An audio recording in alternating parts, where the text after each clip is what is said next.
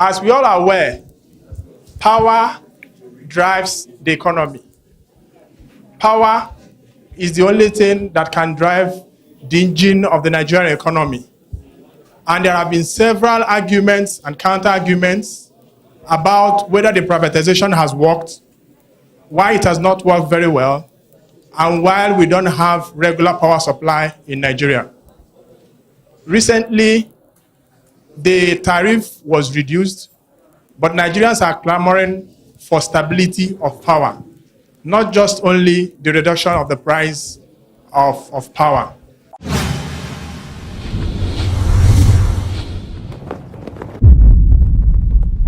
We are starting off by looking at improving power supply in Nigeria. What are those critical issues and critical elements that we need to discuss and we need to talk about? What are the political parties putting on the table for Nigerians to assess, deliberate on, and make the informed choices? This is the focus for this discussion series. Unfortunately, today, in spite of all the huge resources that have been pumped into the power sector, Nigeria is still derisively regarded and referred to as the world's darkest nation.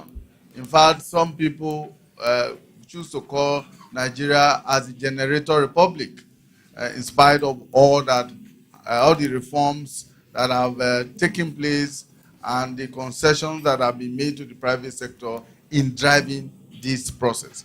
Now, let's talk about what is contained in the policy document of your various political parties.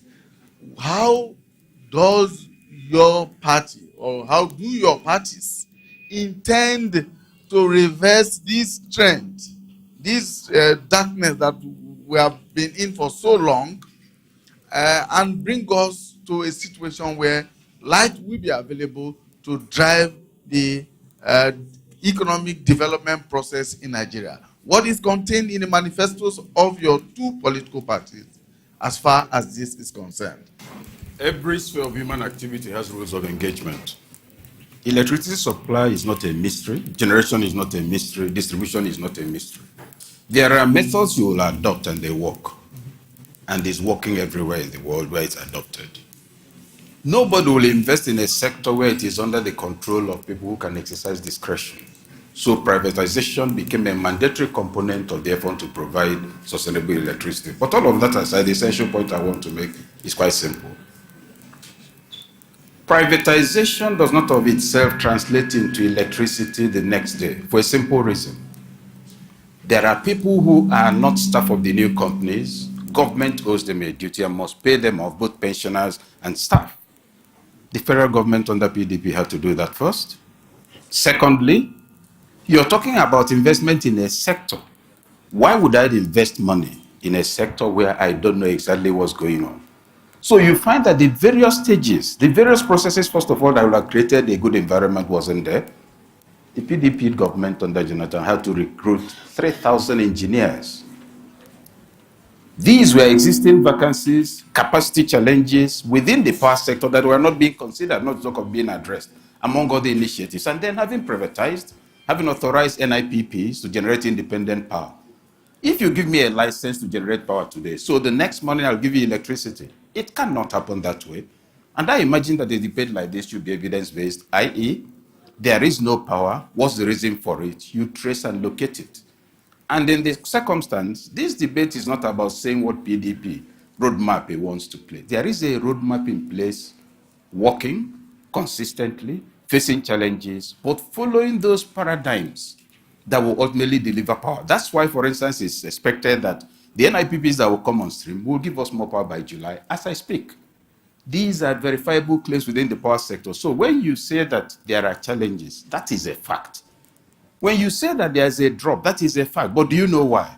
When you go and interview local people and they tell you we don't have 5%, don't you have a duty to tell them, to ask them, did you organize to challenge those to provide you power? Because that's part of citizen education.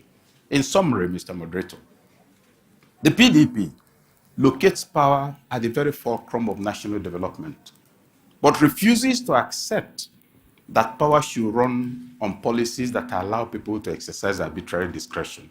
Namely, If you don't put the rules in place, you can't have power despite the policy. And so the rules of engagement, it was first changed. Then the processes that will make them irreversible are the things working. Because of the gestation period from conception to birth, you naturally will have people complain. If I want to fry egg, in 5 minutes I'm done. If I want to eat bitter leaf soup, 3 hours later, the person in the dining table will say, my friend, get out of that kitchen. APC, the PDPC that has been in power for well over 50 years, says it has a roadmap. And it is following that roadmap in as much as possible to regenerate Nigeria in terms of power. Now, for you, the APC that is seeking power, what would you do differently if you get to power to terminate this unholy alliance with darkness by Nigerians? Thank you very much. I think if the PDP says there's a roadmap, I don't think many of us see that road, because all we see is darkness. And you see, I have to go back to where I stopped and continue from there. Why did the privatization exercise, which was meant to give us better, more reliable, steady, power, why did it fail? Until we get to those issues, you cannot even know what to do next. And I said one, because they were in a hurry, that this asset should end up in the hands of their friends. 2, there was no due diligence, and as such, those who bidded, even the investors overbidded, they used short-term, loans, and this is why the much touted mass metering for customers is not possible. Thirdly, the gas supply levels and the bulk energy guaranteed to be supplied to the new owners, and the revenue projections were overtly optimistic, and that is why these new companies today cannot invest either in system reticulation or even reinforcement or reinforcement. Fourthly, for reasons known to government, they made a capital mistake of not settling outstanding liabilities of the former workers of PHCN before privatization. And as soon as it was privatized, what they did, they prevented the new owners from entering the facilities.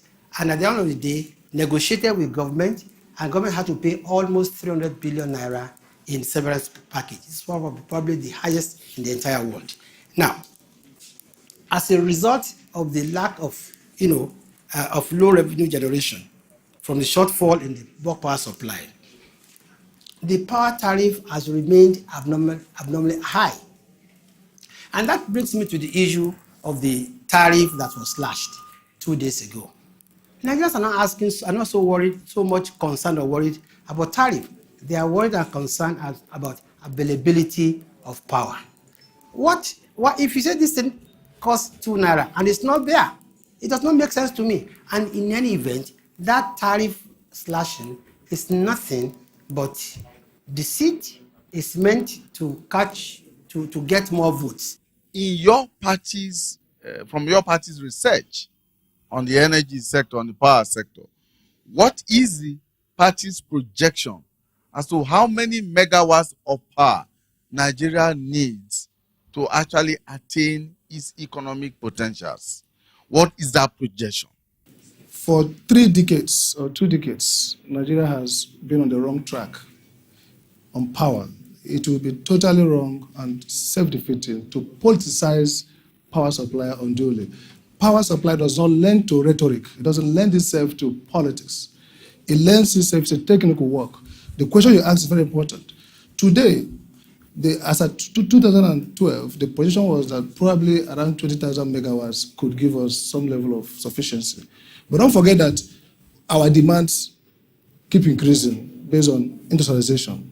So the PDP strategy, which I say is the same strategy since 2010, which people like Malam El-Rufai, who are now APC, are part of crafting, is simple. The only way you can have organized, systematic increase in capacity is through a process that is market-based. What does that mean?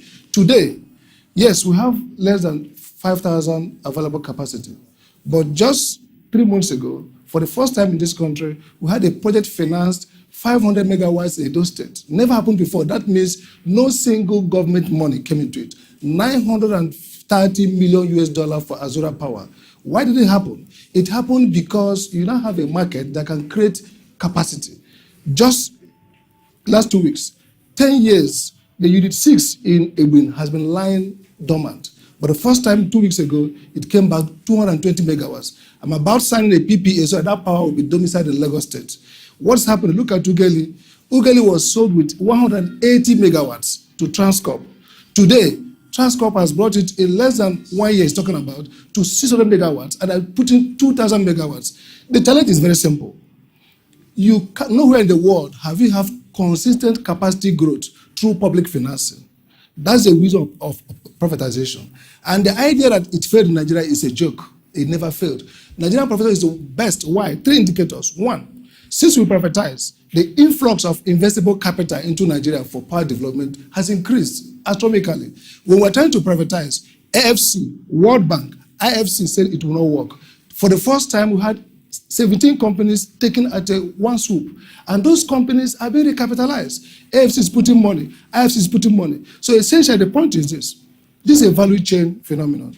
You cannot create capacity in generation if you don't have a good tariff. You can't create capacity. Nobody will do bankable agreement for you to finance anything. Since 2005, NEC has licensed over 20,000 megawatts of power. Today, none was able to go to construction until 2012 when President Jonathan created the Nigerian Bulk Trading Company. The APC, what is your party's projection of the number of or the amount of megawatts that Nigeria will require for its economic potentials to manifest? The first thing we intend to do is to get a mass, what we call a load demand study for the next 25 years, which is what will be the requirement of the country in that period. It's based on that you now have a master plan on energy. Now, but what we intend to do immediately we get to power is to meet with the current operators, study the deficiencies in the delivery chain, and agree on what we call quick win interventions that will be able, in a very short time, to give noticeable and measurable stability in power. Now, there are about 8 areas that would need immediate attention of our administration. Because without going to those 8 areas, you will not be able to improve power generation. But what we intend to do is to monitor daily the quality and quantity of electricity that is delivered to all our locations in Nigeria. It does seem that over the years and over time, we have paid so much attention to hydropower generation. There are what is known in the world today as alternative energy sources. Do your parties have any master plan along that line in harnessing alternative energy sources so as to end this challenge of power generation, distribution, and supply to regenerate the Nigerian economy? For the first time, apart from the Kainji Dam and the other dam we have to today in this country, we never had any other energy mix. We only had thermal plants and we had the hydro. For the first time, the government has released an energy mix policy document, energy efficiency and renewable policy. NEC, which I lead, we have the feed-in tariff. The basis of investment in renewables, 2 things. 1, a licensing framework, and then, of course, tariff framework. Today we have feed-in tariff, which means Everybody who is investing in solar, in wind, in biomass exactly knows the pricing mechanism. Today, we've licensed many solar plants. We have the wind farm in Kasna. We have in Jos. We have also the one we've licensed in Abuja, Winners Farm. We have coal. For the first time, Nigeria is has the best coal deposits, super critical. For the past 20 years, nobody thought about coal. We had coal in Enugu, which during the colonial period, which died. But today, we've licensed over 2,500 megawatts of coal. Zuma Energy in Ethiopia here, Zuma Energy has 1,200 megawatts, has already signed all the finances, it's already on construction. Brazil Energy. So we have coal, we have solar, we have wind farm. Now, the most important thing about all this is the fact that it's a systematic process. The South Africans have also come to look at their own model. We're now trying to do what they did, which is to bid for renewable energy. And to back it up, renewable energy is pricey. For example, the price of solar is not the same as the price of thermal power. So you have to have a physical incentive, some level of tax holidays. Again, NEC has set up embedded generation. You see, we can't create power in the old form of big power plants. We now have to have microgrid. Just 2 weeks ago, I did a piece on the back of this day, saying you want to do microgrid for industrial clusters, so that with solar, you can create maybe a Kano industrial cluster, can have their own microgrid. So the whole framework, both regulatory and policy, exists for diversified energy mix. Above all, not just energy mix that's diversified, but using it to create microgrids, which is where the world is moving. In fact, I argue that Nigeria might set a new innovation of multiple microgrids that become major grids. In what direction would your party, the APC, be looking in trying to diversify the energy mix in Nigeria today as to addressing the country's energy crisis? Dr. Ambadi has spoken about, coal, he's spoken about wind, he's spoken about solar. Look, it's good to talk about it. But you see, unless you give special incentives, reliefs, and concessions, you won't attract credible local and international players in the coal industry. What led to the death of a coal industry?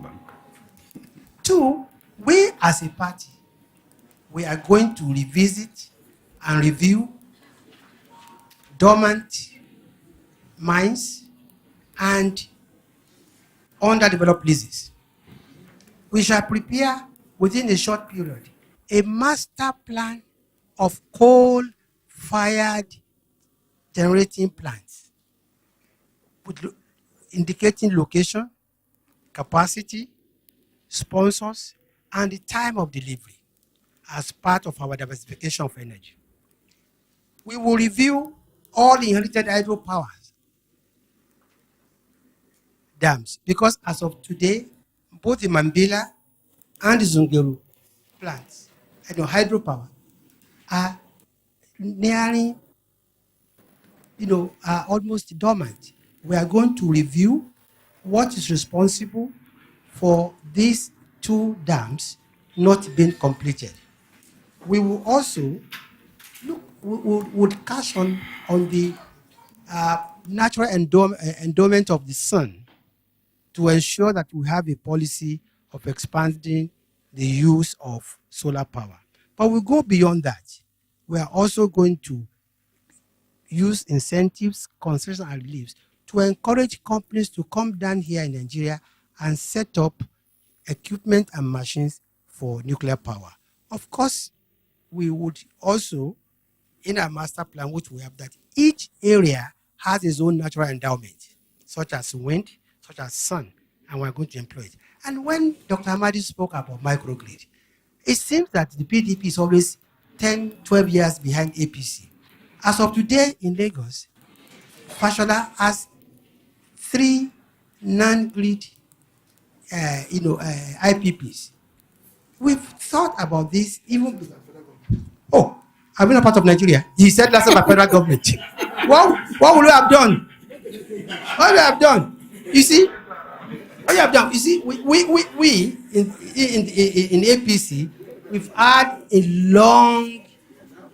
have a long tradition of always looking far ahead of the PDP. While they are asleep, we are already awake.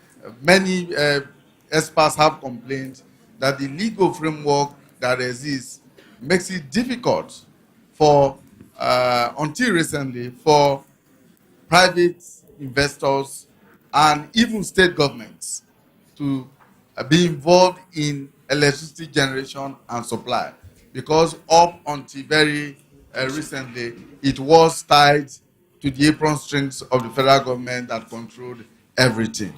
Now, that legal framework, how much of it has now been deregulated under the review process to make it possible for even state governments to generate their power and supply that same power to consumers? There is a transaction and investment agreement, among other things within the broader framework Sam will comment on. In the absence of just that singular agreement, there would have been nothing to follow from the reforms. Whatever seconds are, comment on the technical details, Sam. Apart from the NIPPs, all the generators today are privately owned. I license Governor Fashola, my friend, 3 licenses. River State has license, Akwa Ibom is generating, IPP River is generating, Akwa Ibom is generating 130 megawatts. The only rider is this: you must generate through a business model that's accountable.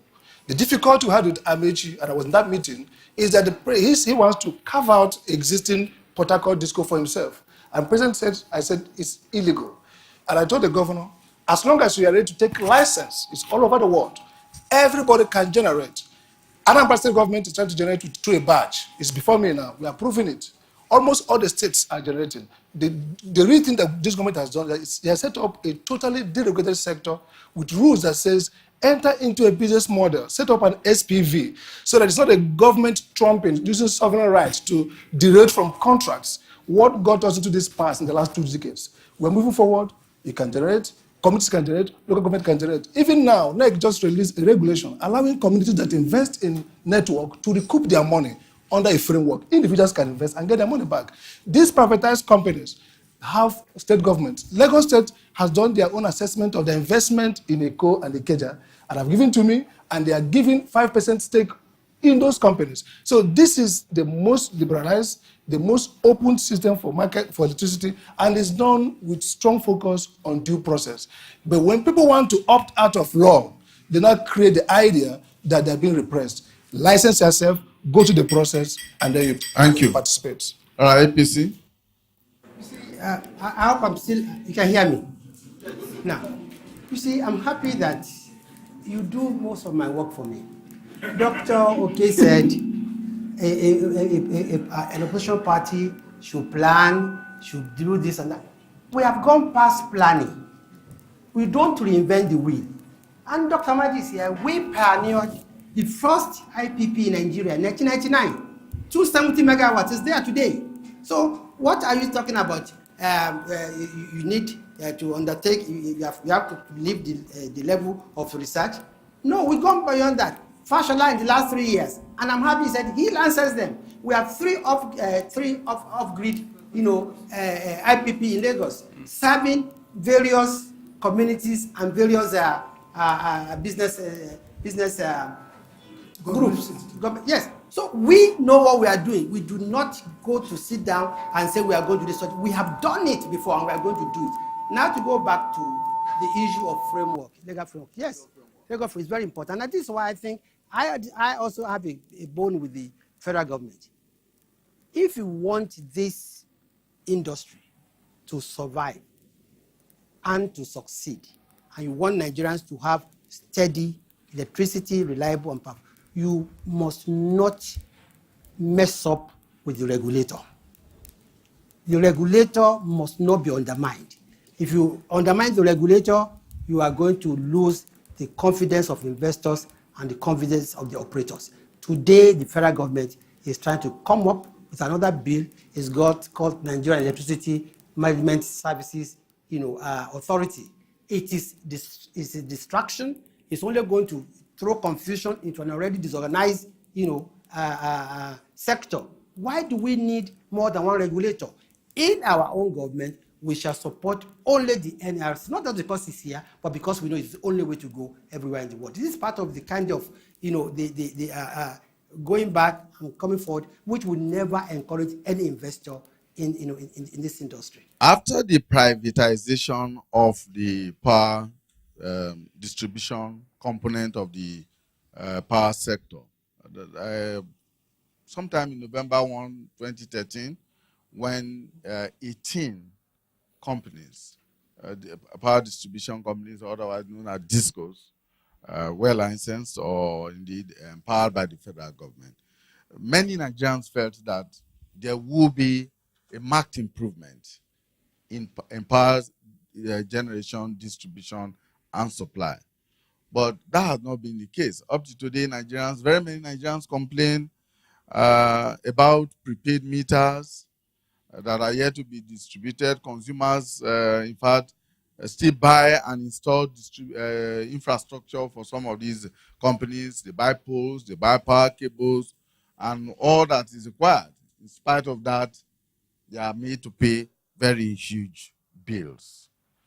Now, what is your party's understanding of what ought to be with these DISCOs and how they ought to operate?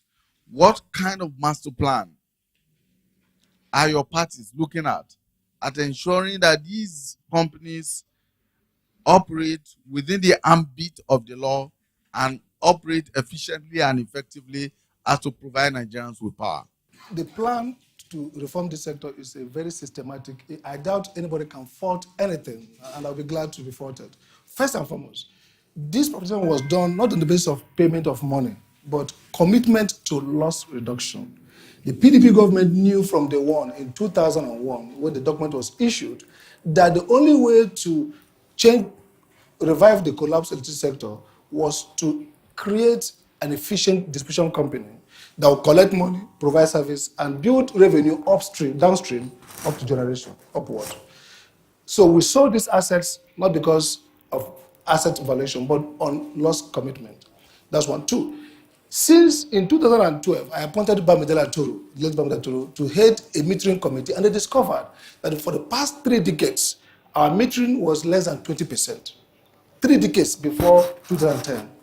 Since then, metering has become the component of the plan to revive this sector. That's why we have the cap me, where because of financing, consumers can opt in. But we have discovered, of course, metering requires financing, and I come back to the issue of tariff. People say the tariff reduction is political. Since I took this job, President Jonathan has never intervened in the work I do. Anybody who knows me knows that we make decisions based on rule of law. What happened was that we believe that people should not pay more than they ought to pay. The collection losses belong to the DISCOs. They should take care of it through metering, through change management strategy. Now, what we are doing in distribution companies is that things have improved, but power supply to them is what they will sell to consumers. And what's the source of the problem? Gas vandalism. Nigeria is the highest vandalized gas market in the world. We attend 4,500 megawatts sometimes 2 months ago, and we are happy. The next day, we slumped. Today, in one day, we had 15 blowholes on the gas pipeline. So the DISCOs have to sell you power they receive for the grid. The grid has been fluctuating because of gas supply, and for the past 3 decades, Nigeria did not think it wise to unify the gas and the power market. Now, the PDP government has done that. So today, and they talk about CBN intervention. The CBN intervention is a market-structured borrowing. What happened that CBN gave them at a reduced interest and longer moratorium to deal with what it said, which is long-term money for financing of investment. Why is it that the DISCOs were not able to give mass metering to customers? It's because when they were bidding,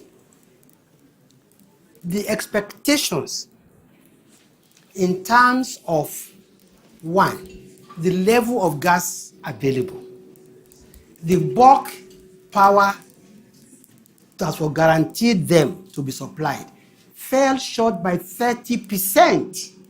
So they have no money to invest in gas, in metering. Two, I agree with Dr. Amadi about vandalization. What are you doing about it? In our own administration, we are going to invest in high-tech surveillance to reduce the incidence of vandalization. You have had so many years to do this. Rather, what do? You give contracts to OPC, you give contracts to MASOP, you give contracts to Niger Delta militants. The other parts of the world, they don't do that. They invest in high-tech surveillance. Three, you see, we must get out of using short-term loans to finance both recurrent and capital expenditure in the power sector. This is what our government is going to do. And we are going to encourage one, probably setting up of infrastructure bonds. Like the one we have done now. Oh, you have? And you oppose the CBN. No. What you did was you intervened. Now, then there is. You're just speaking up. No. Then there is, of course, the diaspora, funds, bonds, which we can use. We are also going to amend the PENCON, rules, which today debars them from investing in infrastructural, investment. I think power is one area that would encourage them and transport to do so. Thirdly, in the issue of tariff, we are going to do more than what we are doing. We are going to talk to the regulators, to the operators, and especially the regulators, and say, look, we must have different tariff for rural areas. We have it now. Look, when you don't even supply, how would they know that you have any tariff for them? Before we increase tariff, it's two-due process. First, we put out a notice, invite civil society. I have on my own brought all the civil society together to form a group. Yesterday, I put an advert on the newspapers, on social media, calling for civil society and consumer groups to apply to set up a network. This government, the PDP government, believes that regulation is primarily about publicity and information. People ought to know. And we even feel that the response from the consumer is weak. That's why we want to empower them to help citizens to form strong citizen voice so that apart from our own internal discipline, they can protect us. The House Committee, Tom Tatambuwa, gave NEC the award as the most FOI compliant agency in this country. We're the first to make 16 mandatory disclosures on open access.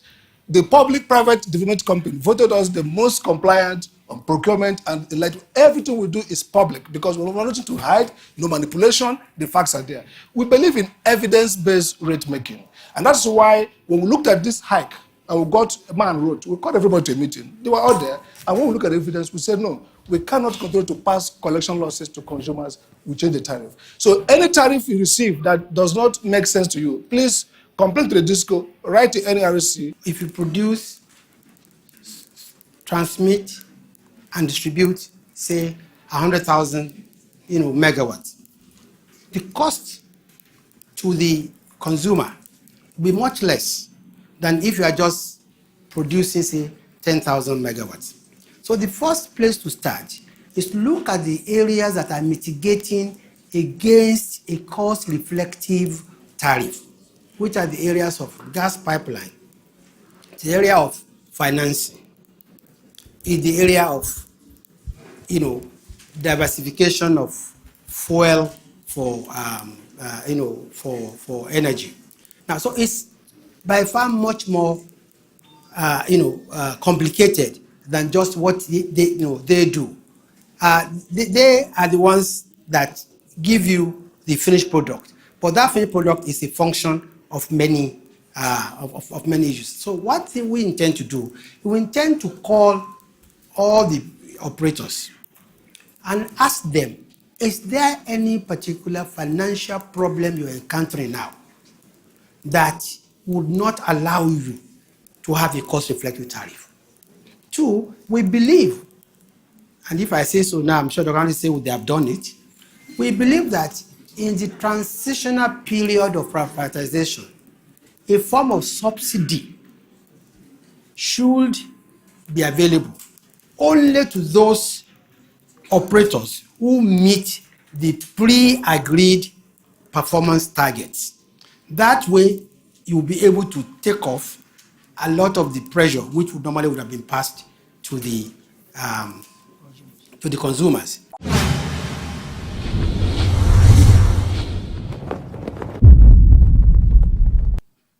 We are talking about power, availability, and all of that, and that we have mentioned some of the issues. We have mentioned the challenges with supply and the rest of that. But I mean, we have not talked really about transmission and the challenges of transmission. And my question is this: what is the current transmission capacity of the national grid?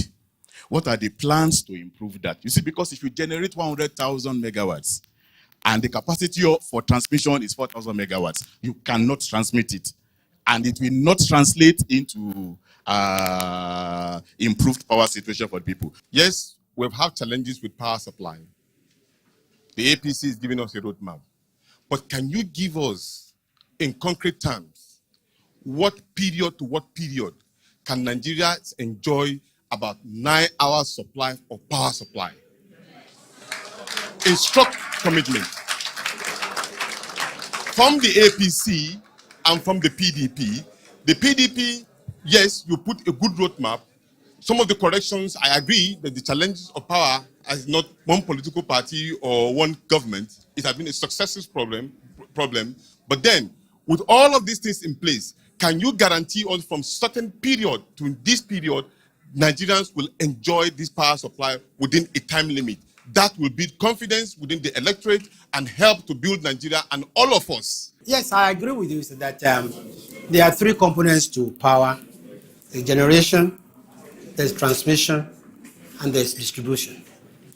And I think it's Maitoba also today that is in charge of the transmission. But what we have with transmission, the same problem we have in generation, we have in transmission, which is vandalization of the grid. Now, we intend as APC to invest in high-tech surveillance of the transmission network so that we can minimize, and eventually eliminate the activities of vandals.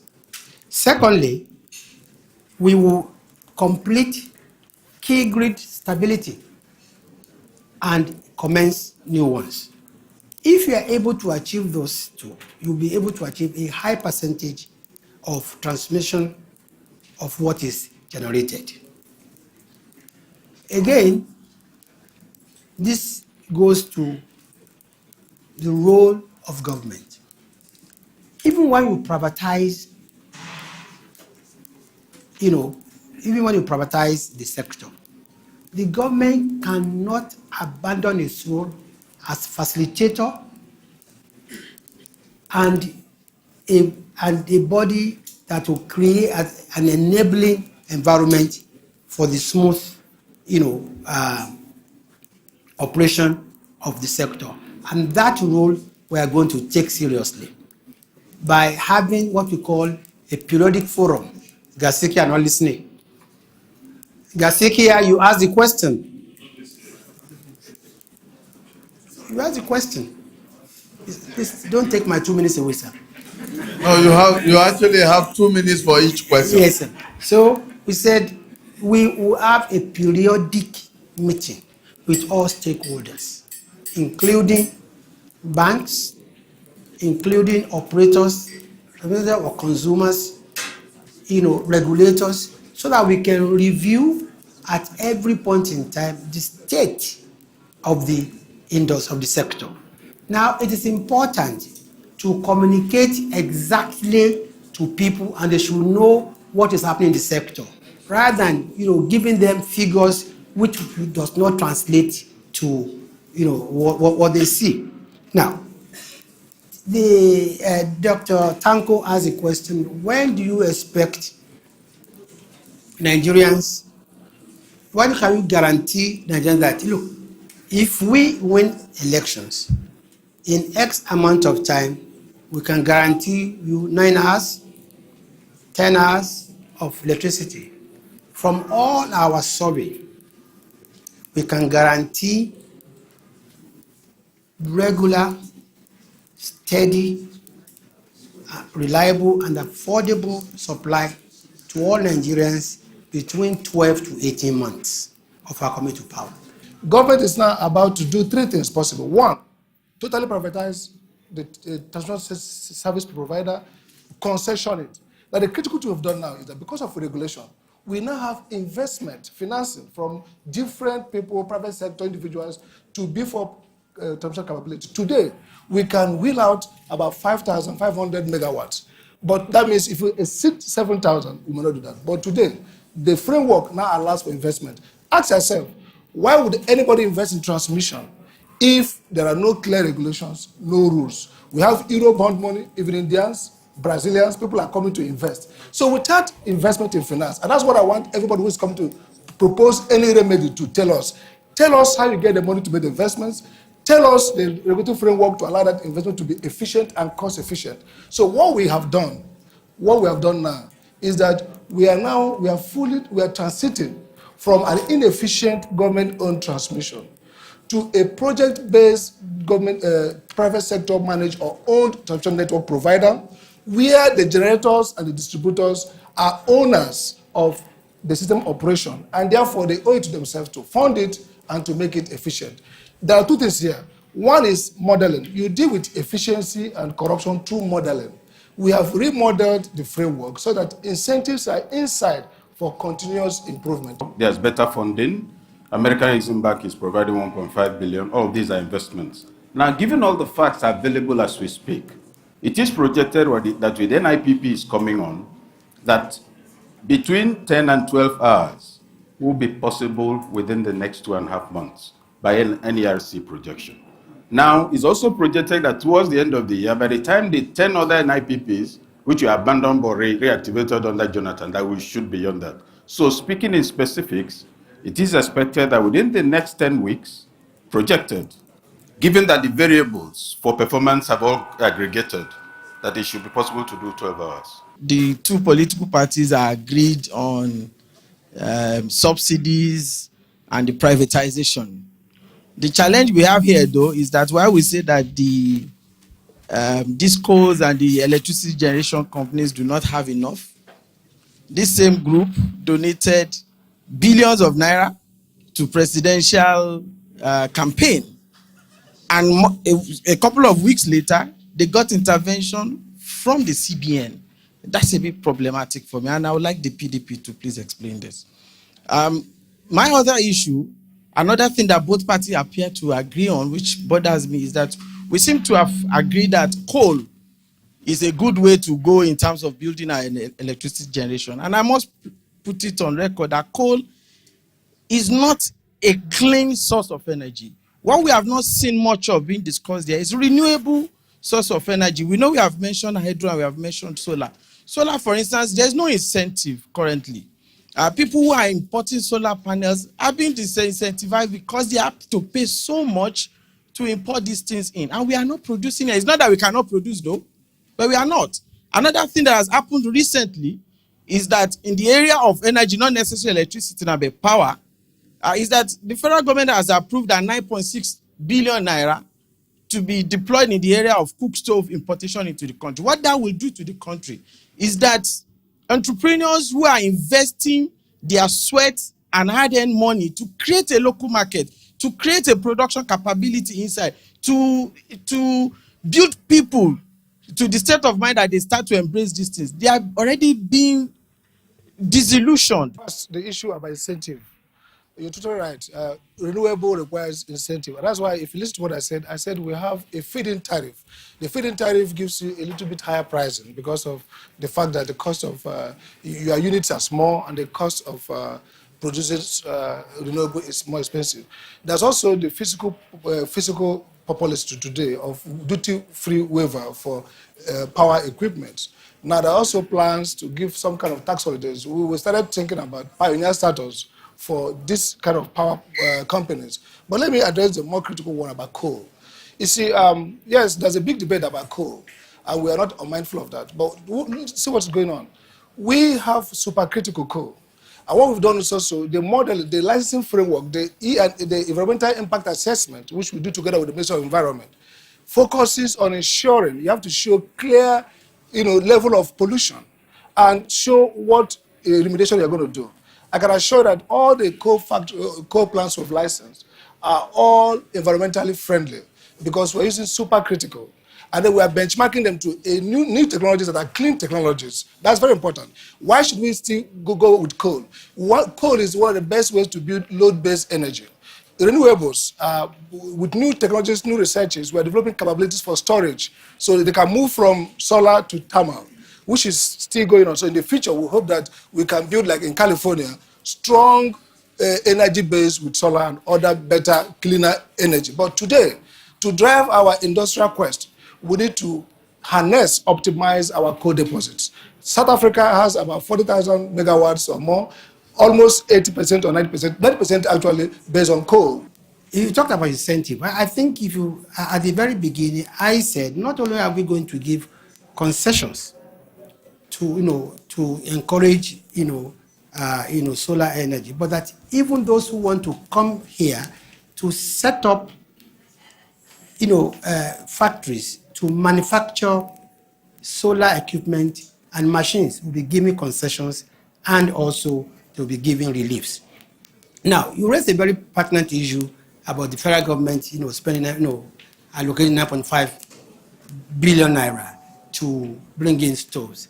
This is totally at odds with a country that ought to be promoting, the use of gas. Recently, my party had cause to accuse this administration of looting a 12 billion domestic gas project fund, which was meant to encourage the use of gas in cooking, the use of gas in our generators, the use of gas even in our cars. And that if that particular fund had not been looted, there would have been less demand on imported kerosene, less demand on imported diesel and imported PMS. But because this government must operate a regime of subsidies, of course, they are not interested in it. Yes, sir. You said in 16 to 18 months, you're able to 12 to 18 months stable power supply.